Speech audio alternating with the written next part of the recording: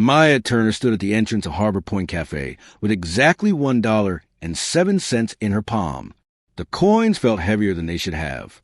Outside, snow gathered on the sidewalk in slow, uneven drifts, and inside, the warm air smelled like roasted coffee and cinnamon rolls she couldn't afford. Her daughter Emma squirmed in her arms, whimpering softly. Maya knew that sound. It was the one that came before the real crying started.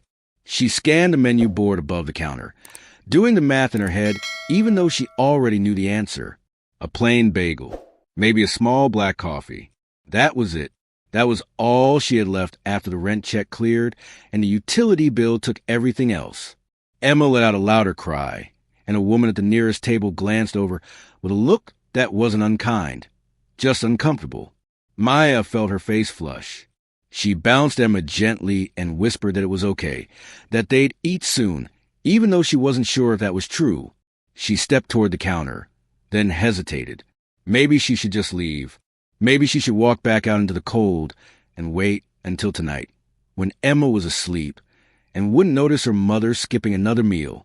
Before she could decide, a voice spoke from behind her. Calm, steady. Excuse me, can I buy you two something to eat? Maya turned. The man standing there was around her age, maybe a little older, with dark hair and tired eyes that looked like they'd seen their share of hard months. He wore a jacket that had been expensive once, but was now worn at the cuffs. He didn't smile like someone trying to be a hero. He just looked at her the way one shipwreck survivor might look at another.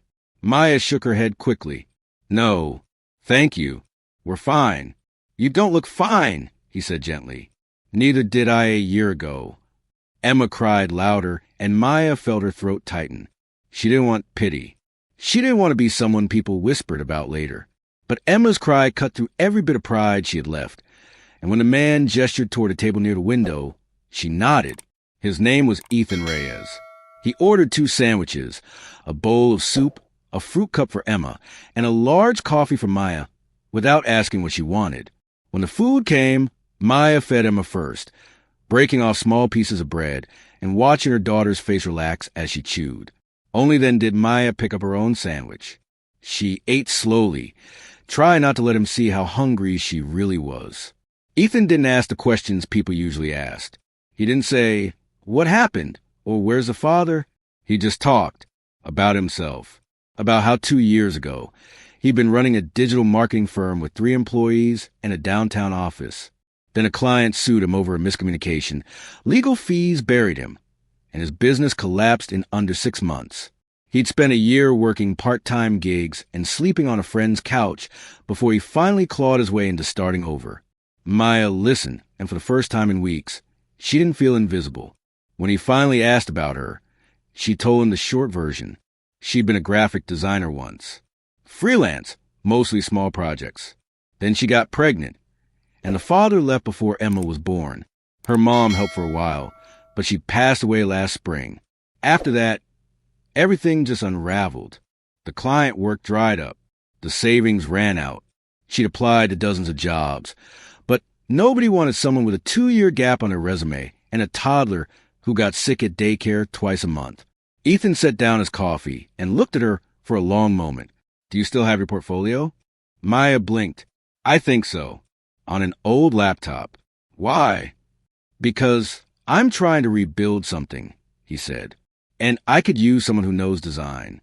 Someone who understands what it's like to start from nothing." She almost laughed. "I don't have time for freelance work right now. I can barely." "I'm not offering freelance work," he interrupted. "I'm offering to help you get back on your feet. Part-time hours, flexible schedule, and if you want to go back to school, finish a certification, whatever you need, I'll cover it. You work when you can. We figure the rest out as we go." Maya stared at him. "Why would you do that?" Ethan smiled, but was sad around the edges. "Because someone did it for me, and I didn't believe them either." 3 weeks later, Maya showed up to Ethan's small office above a print shop with her laptop and a folder of old design samples. The work was rusty, but the instinct was still there. Ethan's startup was called Lighthouse Media, a content and branding agency trying to help small nonprofits tell their stories. It wasn't glamorous, But it was real. Maya started with simple projects: a logo redesign, a website banner, social media templates. Ethan let her work from home most days, and when Emma was fussy, he didn't complain if Maya called in or rescheduled. Slowly, she remembered what it felt like to be good at something again, to be seen as more than just someone struggling. By spring, her designs were landing them new clients. By summer, she'd enrolled in an online certification course. And by the time the leaves started falling again, Ethan sat her down with an idea that had been growing in both their minds for months. What if we built something bigger, he said. Not just a business, a program for people like us. That winter, they launched the Restart Initiative.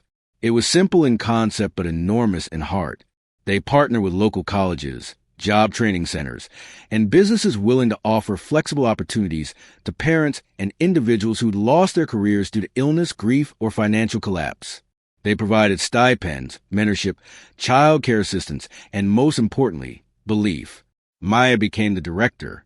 She interviewed every applicant herself, sat across from people who looked the way she had that December afternoon, and told them the same thing Ethan had told her. Rest first. We'll figure out the rest together. Within 2 years, the program helped over 300 people find stable work or return to school. Some became teachers. Some started businesses. One became a nurse. Another opened a bakery.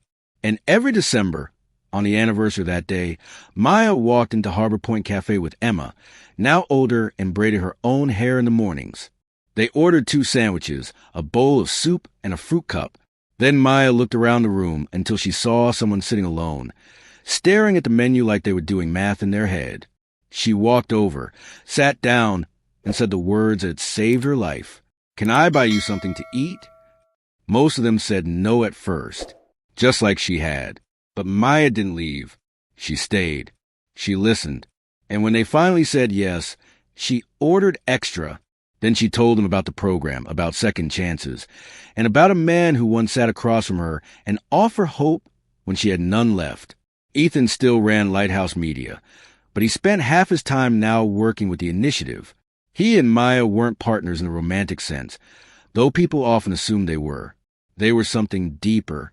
2 people who had pulled each other out of the dark and decided to spend the rest of their lives making sure no one had to drown alone. Years later, a journalist asked Maya what moment changed her life. She thought about it for a long time. Then she said, "It wasn't a moment.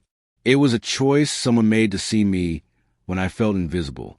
And then it was my choice to do the same for someone else." Emma, now 10, sat beside her during the interview.